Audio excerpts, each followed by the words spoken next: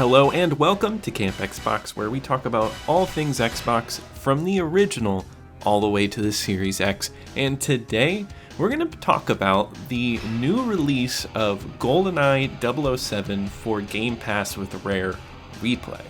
GoldenEye 007 was originally released in 1997, and it was developed by the infamous Rare, which at the time they were owned by Nintendo, and just a few years later they would switch over to Xbox.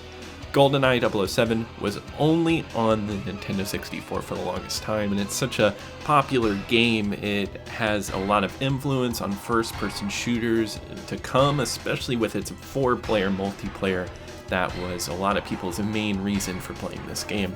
And obviously it's based off of the 1995 James Bond film GoldenEye. And who's to say if more people have seen that movie versus how many people have actually only played the game. But GoldenEye 007 is a game from my childhood, and one that I really enjoyed, just like a lot of people of my generation did. It's a wonderful first-person shooter. It is level-based, but the levels are nice and quick, and the objectives make you explore, going from the normal difficulty all the way to the extreme difficulty, where it gets tough as time goes on. Now, the main things I do want to talk about over the gameplay of this original game is its conversion to Series X and modern consoles. And I do have to say that I do think there is a little bit of a missed opportunity.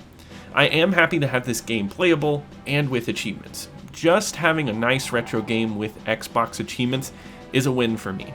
I love earning achievements, and this game is the right game for that, in my opinion, especially with just completing levels and speedrun achievements. It'll last you for a little bit.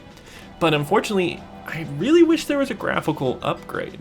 Not so much that it looks like a completely different game, but something interesting, like the Perfect Dark remake we got in Xbox Live Arcade.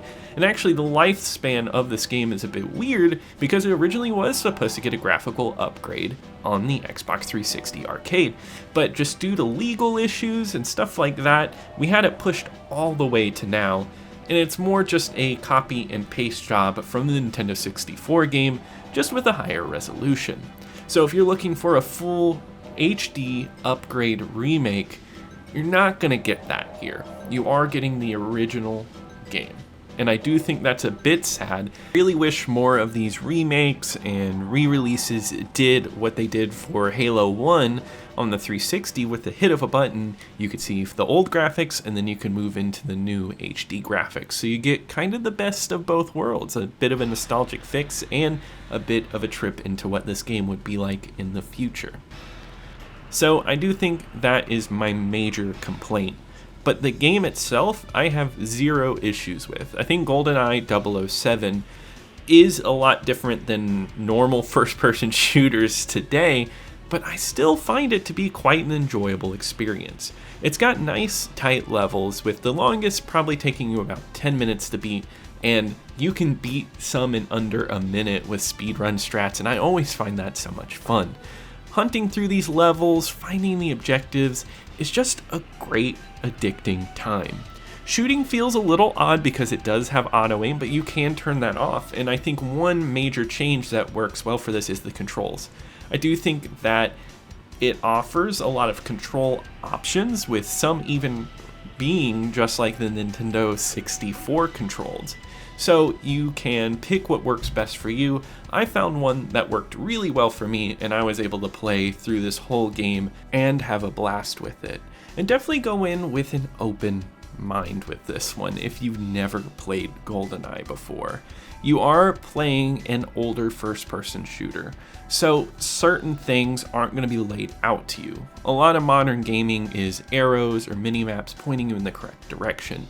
This game asks you to read your briefs and then go into the world and figure it out yourself. And I personally think if you work your way up from the easiest difficulty all the way to the hardest, you're going to have a much better experience in the end. And I know this might not mean a lot coming from somebody who obviously loves retro games and plays a lot of older games for this channel, but I think it's important that these titles get released for modern consoles so modern players can play it. I think you get great historical context. By playing this game, you get a great idea of where first-person shooters were and how they became what they are now. And not only that, it's just a fun release, and I think if you can put yourself in the mindset of playing these games, it opens up a huge library of games for you to enjoy. If you ever sit there and you stare at the Series X screen and you're like, I had nothing to play, it gives you more games outside of just the modern. You can go back and enjoy these older titles and really get a great history and a good amount of fun from it. So even if this is just the Nintendo 64 game plastered onto Game Pass and just right there for you to play with achievements, I still say give it a shot. Most people haven't played this game in years, and you can revisit it for a good bit of nostalgia, or if it's your first time, you can get some nice history and really explore a game that is a lot of people's favorites. If you enjoyed this review, please leave a like and subscribe to the channel. It really helps out. Leave any comments below if you have any great memories with GoldenEye, or if you visited this for the first time through Game Pass and you were enjoying it or maybe even hating it. I would just love to hear everybody's opinions. But we'll see you here next time at Camp Xbox.